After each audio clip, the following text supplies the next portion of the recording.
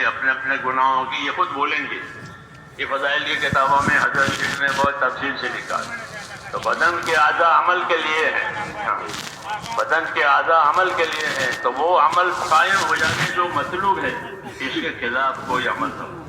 یہ تعلیم دی ہے کہ دلوں میں یقین آوے، اللہ کی طرف رجوع آوے، اخلاص آوے، اور اعضاء میں اتباع آوے.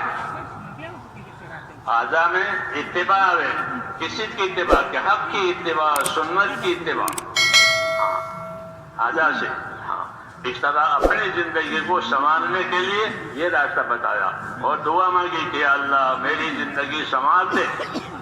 اللہم اصلح لی دینی، میری زندگی، میرا دین سنوار دے، میری دنیا سنوار دے، میری آخرت سنوار دے. یہ دعائیں مانگی. میری دنیا سنوار دے کیونکہ دنیا میں میرا گزارا ہے، دنیا میں میرا گزارا ہے. آدمی دنیا گزارے کی جگہ ہے، یہاں سے آدمی گزرتا ہے روز روز، پھر گزر جاتا ہے. تو یہ میرا گزارا ہے کہ میری دنیا بھی سنور جاوے، اس میں کوئی بات ایسی پیدا نہ ہو جاوے کہ جو میرے گزارے میں بھی نقصان کرے اور میرے مقصد حیات میں بھی رکاوٹ بنے. اور میری آخرت سنوار دے. تیسری دعا مانگی، یا اللہ میری آخرت سنوار دے. کہ کیوں؟ کہ وہ تو میرا اصلی ٹھکانہ ہے، بھی وہاں سے کہیں جانا ہی نہیں ہے. تو دین سنور جاوے، دنیا سنور جاوے، آخرت سنور جاوے. اس سب کے لیے اللہ تعالیٰ نے رسول کو بھیجا ہے اور دین دیا ہے.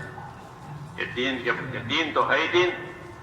یہ دین صحیح معنی میں آیا، یعنی اندر کا یقین صحیح ہو گیا، خدا کا خوف پیدا ہوا، اور جان مال کا استعمال اللہ کے حکموں کے مطابق ہو گیا. یہ دین ہوا، یہ دین ہوا. کیونکہ جان اور مال کی جتنی طاقتیں اللہ تعالیٰ کی طرف سے ہم کو ملی ہے، وہ نعمت کے طور پر بھی ہے اور امانت کے طور پر بھی ہے. اس میں دونوں پہلو ہے.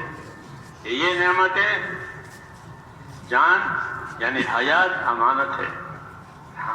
موت تو مصیبت ہے. موت کیا ہے؟ مصیبت الموت. قرآن شریف مصیبت الموت، موت مصیبت ہے. اور حیات، کہ حیات نعمت ہے. کہ حیات نعمت ہے. حدیث میں ہے کہ سب سے افضل آدمی کون ہے؟ کہ من طال عمرہ وحسن عملہ. کہ افضل آدمی وہ ہے کہ جس کی عمر لمبی ہوئی اور اعمال اچھے ہوئے. کہ برا کون ہے؟ کہ عمر لمبی ہوئی اور اعمال برے ہوئے. تو حیات نعمت ہے، زندگی نعمت کے طور پر دی ہے. تو جس طرح زندگی نعمت ہے، ایسے ہی زندگی امانت بھی ہے. امانت ہونے کا مطلب یہ ہوتا ہے کہ ہم اس کے مالک نہیں ہیں. کیونکہ امین آدمی امانتوں کا مالک نہیں ہوتا، بلکہ وہ امانت سنبھالنے کا ذمہ دار ہوتا ہے. تو ہمارے بارے میں یہ کہا گیا کہ زندگیاں امانت ہے تمہارے پاس، اس لیے وہ زندگی کو کوئی نہ بگاڑے. زندگی نہ بگاڑے بلکہ زندگی کو سنبھالے. زندگی سنبھلتی ہے دین سے اور بگڑتی ہے گناہوں سے، نافرمانیوں سے. اس لیے دین کو سنبھالنا اس کی تعلیم دی ہے تاکہ یہ مصیبت نہ بن جائے. اور ہماری دنیا سنوار دے. یوں مانگا ہماری دنیا سنوار دے. دنیا تنگ نہ ہو جائے ہمارے اوپر، بلکہ ہماری دنیا حیات طیبہ بنے. یہ قرآن پاک میں ہماری دنیا کیسی بنے؟ کہ ہماری دنیا حیات طیبہ بنے، پاک زندگی بنے. قرآن کریم نے اس طرح اشارہ کیا ہے، ہم کو رہبری دی ہے کہ من عمل صالحا من ذکر او انثى وهو مؤمن فلنحيينه حیاتا طیبہ. ہماری زندگی پاکیزہ زندگی بنے، پاک زندگی. کس سے پاک؟ کفر سے پاک، نافرمانیوں سے پاک، تنگیوں سے پاک، عداوتوں اور دشمنیوں سے اور فساد سے پاک. اس نے کہا حیات طیبہ، پاک زندگی. پاک زندگی یہ کیا اصول ہیں اور پاک زندگی کی کیا بنیاد ہے؟ تو کہا من عمل صالحا من ذکر او انثى وهو مؤمن فلنحيينه حیاتا طیبہ. کہ جو لوگ نیک عمل کریں گے اس حالت میں کہ ان کا ایمان یقین صحیح ہوگا، یعنی وہ ایمان والے، یقین والے، اخلاص والے ہو کر نیک اعمال کرتے رہیں گے، تو ایسے لوگوں کو دنیا میں جینے کے لیے پاک زندگی دیں گے، حیاتاً طیبہ، پاک زندگی دی جائے گی کہ وہ کفر سے، نافرمانیوں سے، تنگیوں سے اور دوسری قسم کی بلاؤں سے یہ پاک ہوگی۔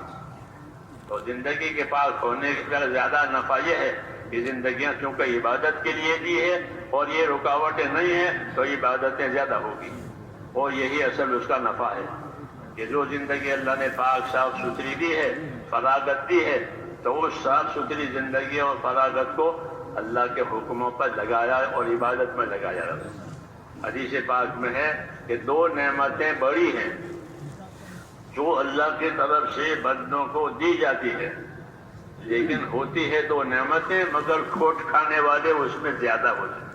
اللہ تو نعمت کے طور پر دیتے ہیں دونوں نعمتیں، مگر اس میں لوگ کھوٹ کھاتے ہیں۔ یہ آگاہی ہے تاکہ کھوٹ نہ کھائیں۔ جی ہاں، آگاہ کرنے کے لیے یہ اسلوب اختیار کیا گیا تاکہ کوئی کھوٹ نہ کھاوے اور کھوٹ والے راستے پر نہ جاوے۔ وہ دو نعمتیں ہیں کہ وہ دو نعمتیں کیا ہیں جو لوگوں کو ملتی ہے اللہ کی طرف سے، اور لوگ کھوٹ کھاتے ہیں کہ ایک تو تندرستی ملتی ہے، صحت اس کو کہا کہ ایک تندرستی، کہ اللہ تعالیٰ زندگی میں تندرستی دے، کہ یہ بڑی نعمت ہے۔ سارے کاموں کا بن جانا اور ادا ہو جانا تندرستی پر موقوف ہے، عبادت ہو، کھانا پینا ہو، کمانا ہو، یہ سب تندرستی پر موقوف ہے۔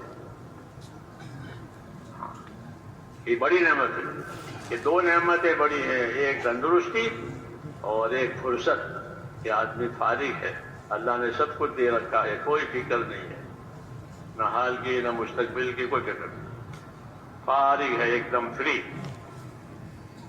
یہ دو نعمتیں ہیں، فراغت اور صحت یعنی تندرستی ہے، تو یہ بڑی نعمتیں ہیں، ہر کوئی چاہتا ہے اس کو، لیکن اس سے فائدہ اٹھانے والے تھوڑے۔ صحت کے زمانے میں ہاں یہ کھانا پینا دوسری موت بھی ہے، اور فراغت ہے، یہ فراغت میں آرام کرنا، سونا، فضولیات،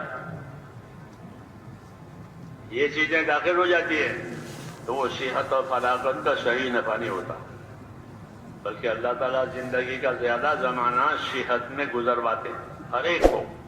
اندازہ لگائے ہر ایک کہ اس کی زندگی میں صحت کا زمانہ زیادہ گزرا ہے یا بیماری کا زمانہ زیادہ گزرا ہے، کہ صحت کا زمانہ زیادہ گزرتا ہے، کیونکہ ان کو عبادت کے لیے پیدا کیا ہے۔ جب عبادت کے لیے پیدا کیا ہے تو عبادت کی استعداد ہونی چاہیے، تو عبادت کی استعداد پہلے ہی ہو کہ تندرست ہو، ورنہ بیمار کیسے عبادت کرے گا؟ اس لیے صحت کو بڑی نعمت قرار دیا کہ صحت بڑی نعمت ہے، فرصت بڑی نعمت ہے۔ تو بڑی نعمت کا کیا کرنا ہے کہ ان نعمتوں سے اپنی آخرت بناؤ، یہ تقاضا ہے کہ ان نعمت سے اپنی آخرت بناؤ، اور آخرت بنانے کے لیے آخرت بنانے کے لیے دین سیکھو۔ سب سے بڑی ذمہ داری ہماری میرے دوستوں جو یہ ہے وہ ہم دین سیکھیں۔ دین سیکھنا ہوتا نہیں، یہ بہت تھوڑا ہوتا ہے، حالانکہ اصل دین ہی ہے کہ دین سیکھو، اللہ سے تعلق پیدا کرنا، یقین پیدا کرنا، پھر اللہ کے حکموں کو بجا لانا، پھر اللہ نے جن جن چیزوں سے منع کیا ہے ان سے اپنے آپ کو باز رکھنا، یہ مطلب ہوتا ہے دین کا۔ ہاں کہ پہلے تو دین سیکھے، نبیوں کے ذریعے سے جو دو نعمتیں بڑی نبیوں کے ذریعے سے ہمارے پاس آتی ہے۔ ایک نعمت ایمان کی ہوتی ہے کہ وہ ایمان کی دعوت دیتے ہیں، توحید کی دعوت دیتے ہیں، آخرت کی دعوت دیتے ہیں، ایمان باللہ والیوم الآخر، کہ نبی پر ایمان لانے کا مطلب یہ ہے کہ اللہ کو اللہ مانے، آخرت کو اللہ مانے، اور پھر نبی کے راستے سے اللہ کی اطاعت کر کے اپنی آخرت بناوے، یہ دین کا خلاصہ۔ تو یہ ایک بڑی نعمت کہ زندگیوں میں دین آوے۔ ہاں دین کا تعلق زندگی سے ہے، اس طرح دواؤں کا تعلق بدن سے ہے، دوا وہ فائدہ دے گی جب وہ دوا بدن میں جائے، اور جو دوا بدن میں نہ جائے تو وہ فائدہ نہیں دے گی۔ آنکھوں کی دوا آنکھوں کے لیے ہوتی ہے، کانوں کی دوا کانوں کے لیے ہوتی ہے، پیٹ کی دوا پیٹ کے لیے ہوتی ہے۔ دوا کا جس طرح مسئلہ ہے ایسا دین کا مسئلہ ہے کہ جس حصے کی دوا ہے وہ حصے میں وہ دوا جانی چاہیے، تو اس حصے کا درد ختم ہو جائے گا۔ اور اندر نظام بھی اللہ نے ایسا ہی بنایا ہے کہ آپ دوا لیں گے تو جہاں درد ہے دوا کا اثر وہاں جائے گا۔ ہر کجا دردیش دوا انجا رود، ہر کجا رنجش شفا انجا رود۔ ایک نیک بندے نے بات کہی کہ ہر کجا دردیش دوا انجا رود، ہر کجا رنجش شفا انجا رود۔ جہاں درد ہوتا ہے دوا وہاں جائے گی، جہاں بیماری ہے شفا وہاں جائے گی۔ یہ اللہ نظام ہے کہ دوا تو درد تو گھٹنوں میں ہے اور اس کی دوا کھائیے تو اس کا اثر گھٹنوں میں ہی جائے گا، جی ہاں، دوسری جگہ نہیں جائے گا۔ اندر بھی ڈاکٹر ہے۔ ایک دفعہ ہم ایک ملک میں گئے تھے، دوا خانے ہو گئے، تو وہ ڈاکٹر تھے، وہ سمجھدار، تو وہ بیمار کو سمجھا رہے تھے۔ بیماروں کو تسلی دی جاتی ہے، بیمار کو تسلی سے زیادہ نفع ہوتا ہے۔ اصول ہے، حضور کے ہاں بھی یہ اصول تھا کہ نفس المریض، کہ مریض کا بوجھ ہلکا کرو، اس کو تسلی دو۔ بیمار پوچھنے کے لیے وہ ماشاء اللہ آپ کا چہرہ بھی بہت اچھا ہے، اب کیسی طبیعت ہے، کھانا پینا ہو رہا ہے، ہاں الحمدللہ اچھے آثار نظر آتے ہیں، تو اس کا بوجھ ہلکا ہو جاتا ہے۔ طریقہ ہے کہ نفس المریض، مریض کا بوجھ ہلکا کرو، تو وہ مریض کو سمجھاتا کہ میں ایک ڈاکٹر ہوں، آپ کے پاس کھڑا ہوں، ایک ڈاکٹر اندر ہے، جو کہہ رہا تھا کہ وہ ڈاکٹر کیا کرے گا کہ جو دوا میں دوں گا آپ کھائیں گے تو وہ ڈاکٹر وہ دوا کو وہاں لے جائے گا جہاں درد ہے۔ ہاں، یہ اس کو سمجھا رہا تھا، اور یہی قدرت کی بات ہے کہ اللہ تعالیٰ نے جہاں درد رکھا ہے دوا وہیں جاتی ہے۔ ہاں، یہ اللہ کا نظام ہے، اللہ شفا دینے والا ہے، شافی اللہ کی ذات ہے، اس لیے یہ نظام رکھا ہے۔ ہاں، ورنہ اندر دوا جانے کے بعد کون ذمہ دار ہے؟ دوا تو اندر چلی گئی، جی ہاں، کون ذمہ دار؟ یہ نہیں، اندر نظام ہے اللہ کا شفا دینے کے لیے۔ ہر کجا دردیش دوا انجا رود، ہر کجا رنجش شفا انجا رود۔ جہاں درد ہوگا دوا وہاں جائے گی، جہاں بیماری ہوگی شفا وہاں حاصل ہوگی۔ جس حصے میں بیماری ہے شفا بھی وہاں جائے گی، دوسری جگہ نہیں جائے گی۔ یہ اللہ کا نظام ہے۔ ہر کجا پستی صاحب انجا رود، ہر کجا مشکل جواب انجا رود، کہ جہاں نیچائی ہوتی ہے پانی وہاں جاتا ہے، جہاں اشکال اعتراض ہوتا ہے جواب وہاں جاتا ہے۔ جب کوئی بات کرے گا اور کسی کو اشکال اعتراض ہوگا تو اس کو اس کے بعد میں جواب ملے گا، تو اعتراض والے کو اشکال والے کو بعد میں جواب ملتا ہے، دوسرے کو نہیں ملتا۔ یہ نظام ہے کہ پستی ہوتی ہے وہاں پانی جاتا ہے، اعتراض ہوتا ہے جواب وہاں جاتا ہے، بیماری ہوتی ہے دوا وہاں جاتی ہے، درد ہوتا ہے شفا وہاں جاتی ہے۔ یہ اللہ کا غیبی نظام ہے زندگیوں کو پنپنے کے لیے ظاہر میں۔